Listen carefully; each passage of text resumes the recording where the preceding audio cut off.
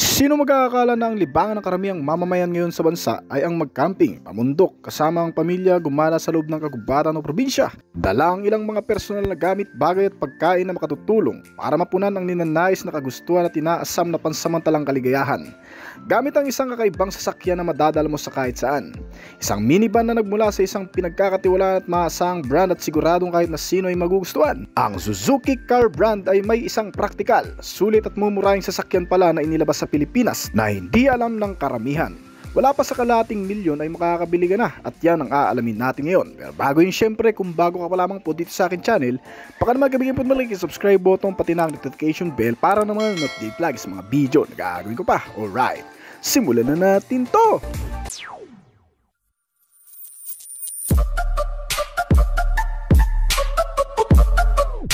Isang Suzuki Car Philippines sa pinakamagandang brand ng sasakyan dito sa bansa. Nakadalasan ay naglalabas ng maasang mga modelo na hindi lang sa may abot kayang presyo, kundi nakatuon din para sa pagpapalaganap ng mga sasakyang may katipirang konsumo at talagang magugustuhan ng kahit na sino. Kaya kung papansinin natin mga kaibigan, karamihan sa mga sasakyan ng brand na mga pampasahero, pampamilya at cargo ay talagang tinatangkilik sa kahit saan mang sulok ng mundo. At tulad na lang nitong modelo na hindi pampasahero pero marami pa rin ang nagkakagusto, ang Suzuki Minivan Every Wagon. Isang modelong ito sa mga pangunahing ginagamit ng marami ngayon sa city, adventure, gala, long ride at kung ano-ano pa. Dahil sa malawak na versatility nito na kahit hindi ganun ka-moderno ay marami pa rin ang nagkakagusto. Isa kasi itong minivan na madaling dalhin, isingit sa mata traffic, hanapan ng parking at less maintenance din. Sa maliit na capacity nito ay nakapagtataka lang din na kahit sa mga mahahabang biyahe sa probinsya at adventure ride ay mas paborito itong gamitin. Bukod sa nako-customize na body configuration, meron din kasi itong hugis at sukat na eksakto para sa pangkalahatang gamit at kung ano man ang iyong trip. Itong Every Wagon ng Suzuki sa mga hindi nakakaalam ay tinatawag na kei car na nagmula sa bansang Japan na ang ibig sabihin ay isang maliit na kategorya ng Japanese expressway legal motor o light automobile na dinala sa Pilipinas para maging pangkaragdagang opsyon ng maraming mamimili ng sasakyan na naghahanap ng mumurahin lang na pwedeng gawing camper van, family car o di naman kaya service sa araw-araw. Itong Suzuki Every Wagon ay may boxy type na body platform design na sinama ng mga rectangular shape headlamp at mga circular shape fog lamp at pahabang rear combination lamp system.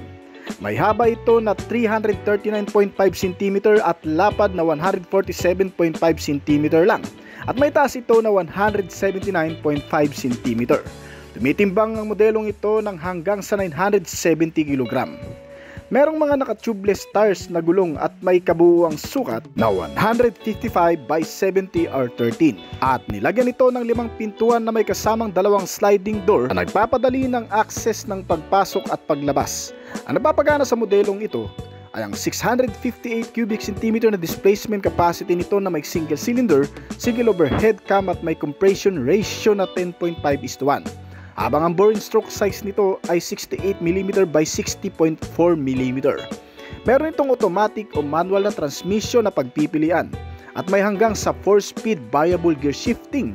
Kaya nitong gumawa ng maximum output na 49 hanggang sa 64 horsepower sa kada 5,800 revolution per minute at 62 Nm ng torque naman sa kada 4,000 revolution per minute. Kaya naman ang nagagawang bilis ng modelong ito ay umaabot ng 120 to 140 km per hour. Pagdating sa fuel, ang Suzuki Every Wagon ay may katipiran din sa fuel consumption. 40 liters na fuel tank ang inilagay dito at kayang ubusin sa loob ng 800 km o katumbas ng 20 km per liter kung gagamitin sa highway. Ngunit pag sa city ay kumukonsumo ang modelong ito ng hanggang sa 16 km per liter. Pagdating naman sa ilang pang bagay, ang interior base nitong minivan ay nakakustomize para sa 4 na seating capacity at nakadepende sa iyong mga paggagamitan. Nagawang camper van madalas ng karamihan na kung saan na-organize ang mga kagamitan at mga katamtamang lawak ng kapasidad nito. Sa loob ay nilagyan din ng mga convenient features gaya ng pagkakaroon ng adjustable seats, may mga aircon system na may kasamang climate control at kasamang mga entertainment gaya ng CD player. Nilagyan din ito ng mga speaker para sa magandang audio sound at may kasamang FM and AM radio, mga connectivity, walang mga problemahin kung i-upgrade kasi hindi rin naman ganun kamahal ang modelong ito. Ang instrument meter panel gauge ay analog type pa na klase na may kasamang tachometer at multi-information para sa magandang readout ng driver habang nagmamaneho. At ang ibang modelo na klase nito na mas mahal pa ay mayroong mga TV screen na dagdag sa libangan natin. Pagdating sa maneuver, nakadepende sa alignment ng steering at suspensions na gagamitin, pero nilagyan pa rin ito ng rack and pinion at power steering para mas mapaganda at mabalanse ang pagmamaniubra. Medyo magaang at komportable at may kabuwang turning radius na 4.5 meters. Ang chassis and suspensions nito ay sinusuportahan ng MacPherson strut sa front suspension at torsion beam with coil spring naman para sa rear suspensions nito. Kahit maliit ay paboritong dalhin kahit sa mapuputik at malulubak.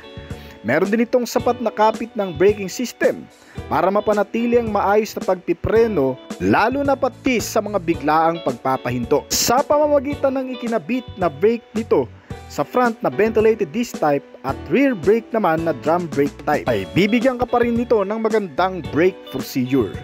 Medyo safe na rin itong minivan dahil kung pag-uusapan naman ng mga safety features ay hindi na rin magpapahuli kahit papano. Nilagyan nito ng mga seat belt sa kada upuan.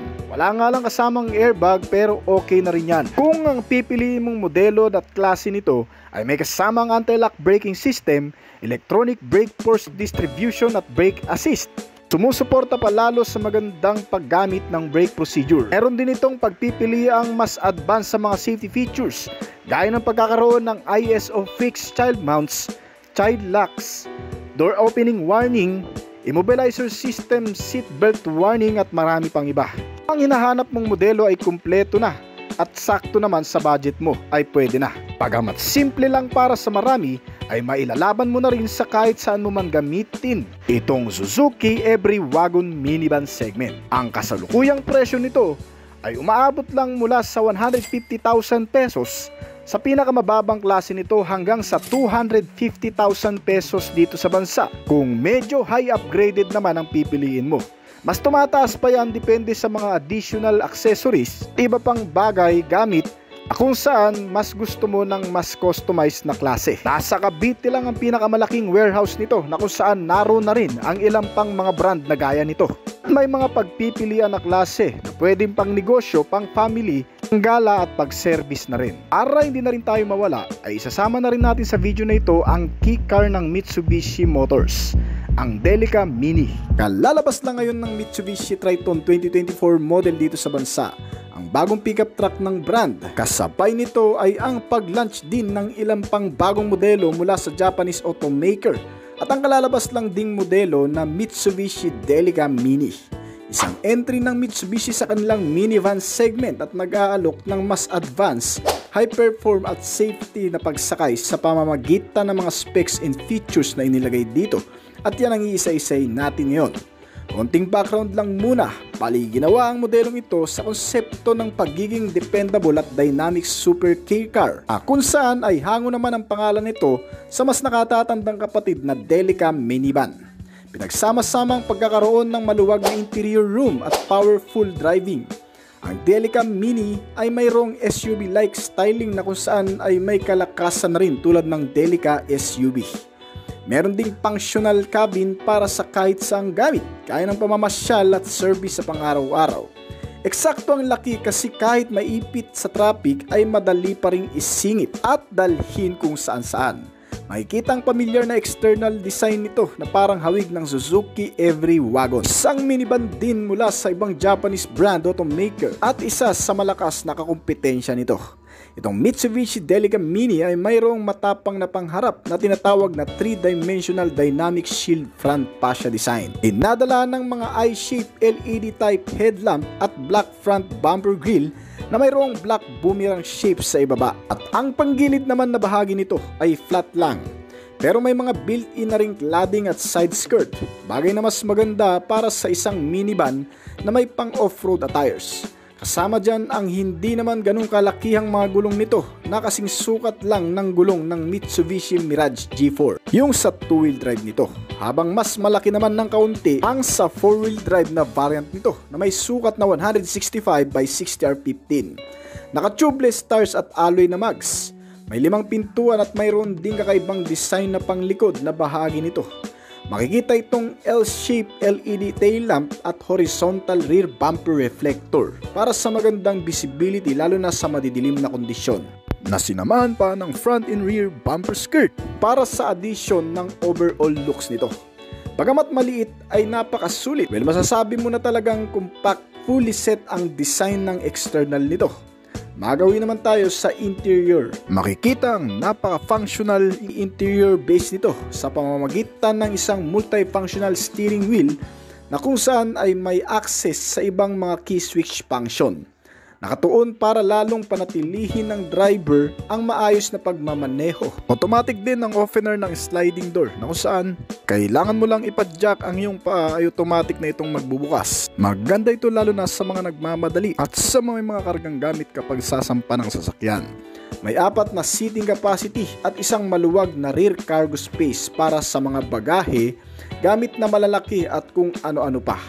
Ang mga seats nito ay di-adjustable at foldable na rin. Nakatela pa ang cover pero maganda na rin dahil ito ay waterproof. At sa front dash naman ay mayroong makikitang 10-inch display infotainment system kasama ang iba pang sistema at libangan gaya ng mga connectivity sa cellphone. May Apple CarPlay at Android Auto. May auxiliary input at USB port at charging system. At mayroon din mga magagandang klase ng speaker para naman sa magandang audio sounds. At syempre, hindi magiging kumpleto ang pagiging convenient nito kung wala ang air ventilator na labasan ng aircon na may kasamang adjustan para sa komportableng pagsakay. Nilagyan din ito ng mga console pocket at may mga charger na rin sa mga gilid ng upuan ng passenger seats. May mga bottle and cup holder, mini foldable table at marami pang iba.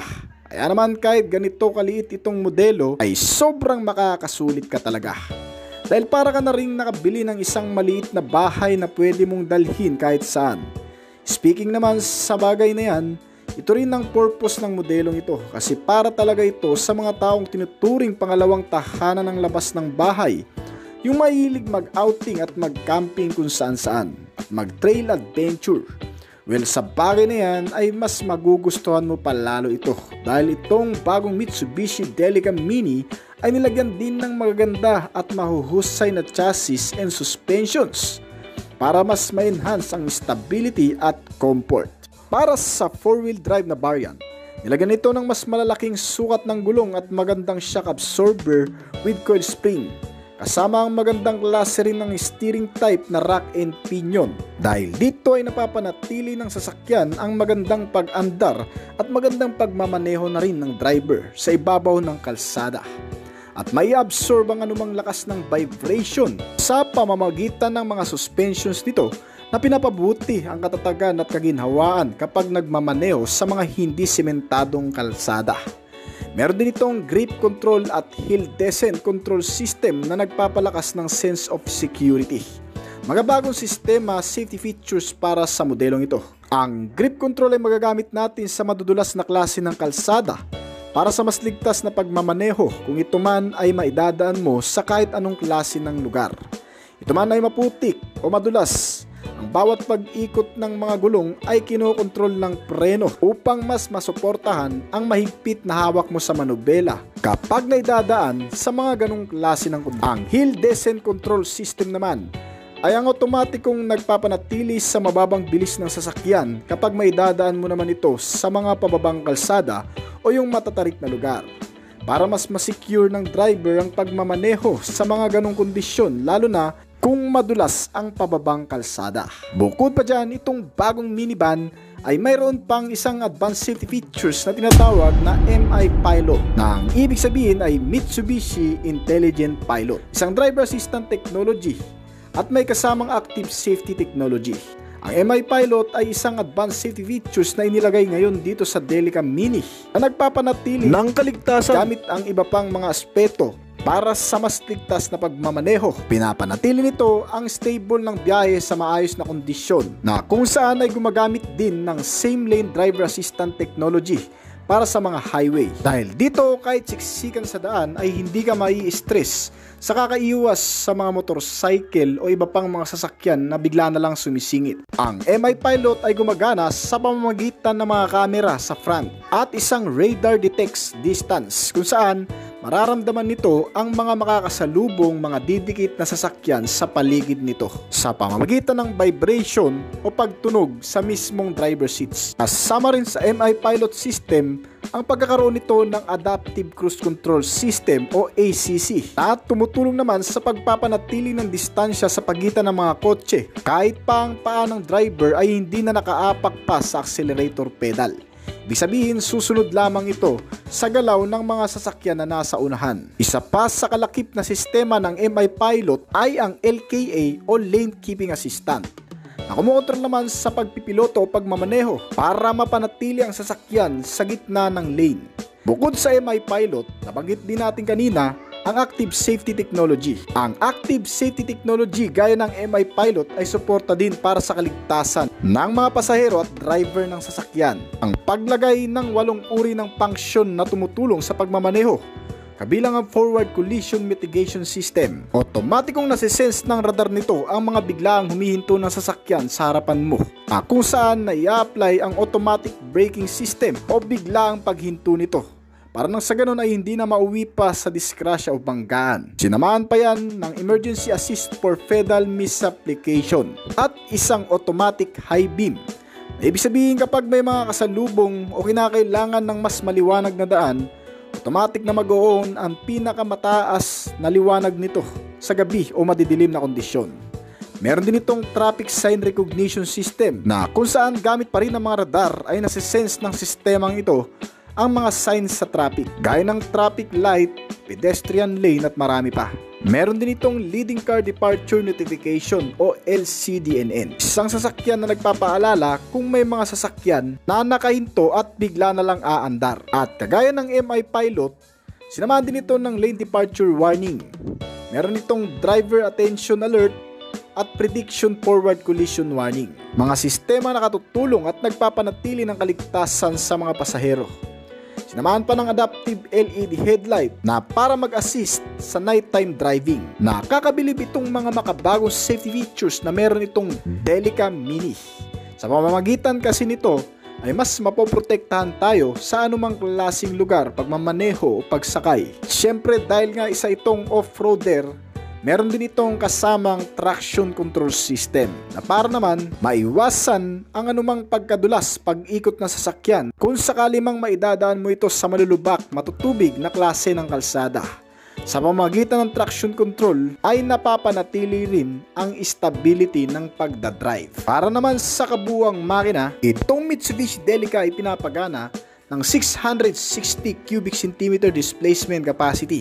May 3 cylinder ang natural aspirated engine nito at may kasamang turbocharge with intercooler system. Kahit anong bilis ng arangkada ay mas naayos ang pagsunog ng gasolina sa pamamagitan ng pinalamig na hangin na nanggagaling sa intercooling system nito. Kaya naman ang combustion chamber ay gumagawa rin ng magandang biyahe o magandang pag-andar ng makina na nagre-resulta naman ng mas mataas na compression ratio na 12.0 at may bore stroke size na 62.7mm habang ang automatic transmission type nito na CVT ay gumagawa naman ng maximum output na 52 horsepower sa kada 6,400 RPM at 64 to 100 Nm ng torque. Kaya naman ang average speed na rin na nagagawa nito ay umaabot ng 140 km/h. Not bad na rin para sa isang minivan.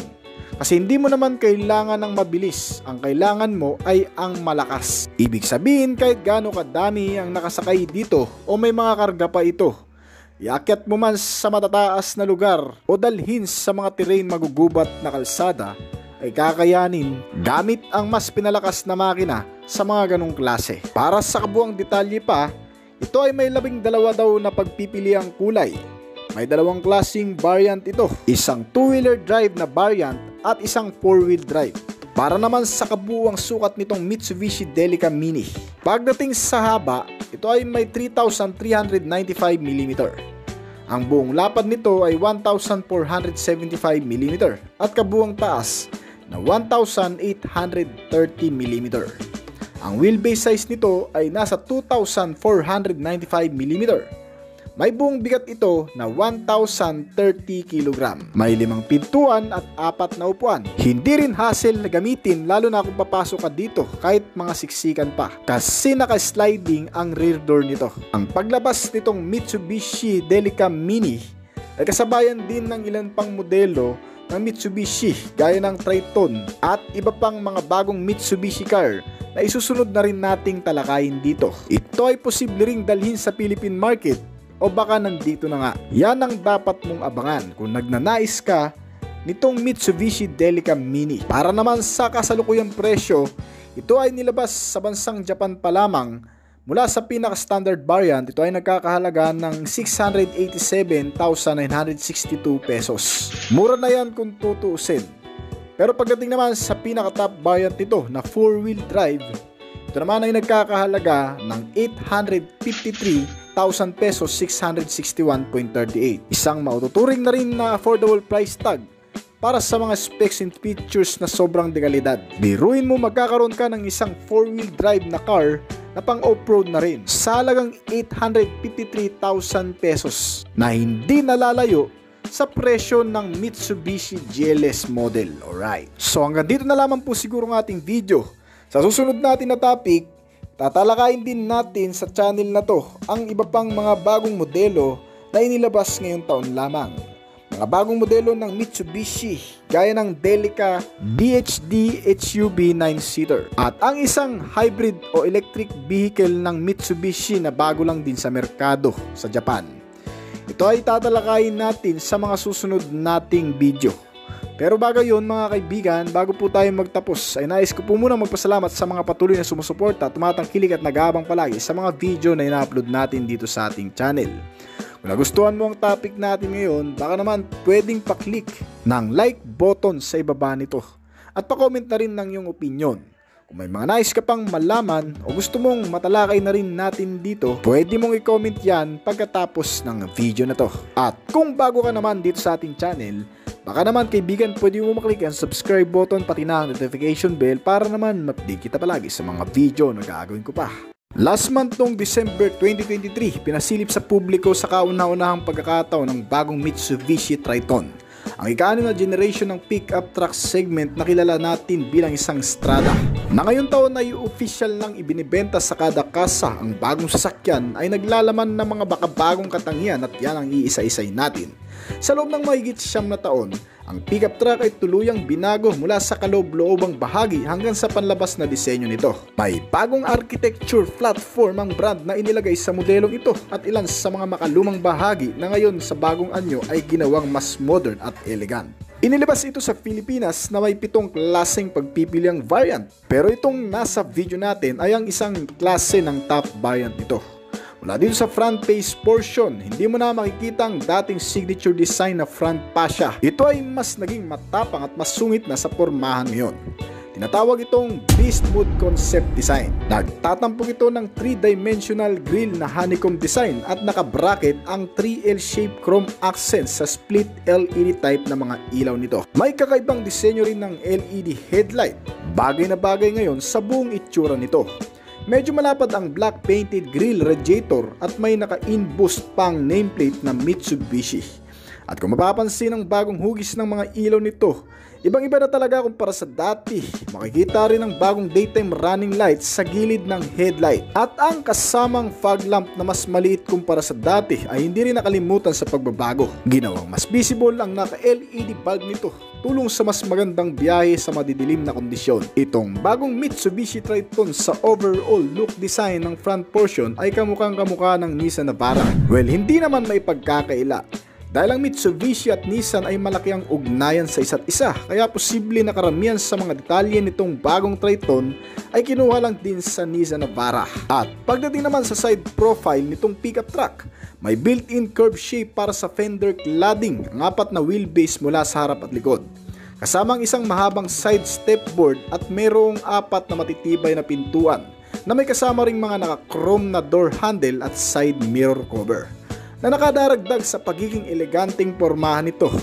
Ang rear portion ay hindi rin nakaligtas sa malaking pagbabago sa modelong ito. May mga bagong T-shape LED taillight sa pinakalikod ng cabin at sa loob naman ay ready na for cargo use. May bedliner na rin kasi itong kasama at isang built-in black roll sport bar para sa suporta ng mga kargamento at magandang aerodynamic. Itong bagong modelo ay mas malaki kung ikukumpara sa dati. May bagong dimension na rin kasi ito. Para sa kabuuang lapad, ito ay may sukat na 1,865mm. May kabuuang haba naman ito na 5,265mm at kabuuang taas na 1,795mm. Ang buong timbang ay umaabot ng 1,815kg at mas mataas na ground clearance na 203mm. Mas mataas na truck at bagong wheelbase size, kaya bagay na bagay sa kahit anong aktibidad mapa on and off-road use. Itong bagong Triton 2024 ay may mga bagong suspensions na rin. Ginamitan sa front ng independent wishbone, mga shock na may coil spring at lip spring para sa rear suspension. Na kahit sa anong klaseng kondisyon ng kalsada, ito man ay mababato, matutubig na lugar, mapuputik o kaya naman mga lupang kalsada ay kakayanin. Kasama ang pinakamagandang klase ng tires nito na Yokohama brand. Naka-tubeless at alloy na mags, matitibay na chassis ay umaakma sa pangkalahatang bahagi ng underframe nito at magbibigay ng mas magandang biyahe sa pang-araw-araw. Ang mga gulong ay may sukat na 265/60R18. Itong bagong Triton 2024 model pagdating naman sa interior specs, makikita ang rugged and classy internal design. Nag-aalok ng mahusay na functionality at operability. May maluluwag na legroom kahit sa rear passenger. At ang ilan pa nga sa mga pangunahing pagbabago nito mula dito sa dashboard, makikita ang konsepto na tinatawag na horizontal axis, parang cross-shape style. Bagong freestanding touchscreen monitor screen infotainment system na may sukat na 9 inch.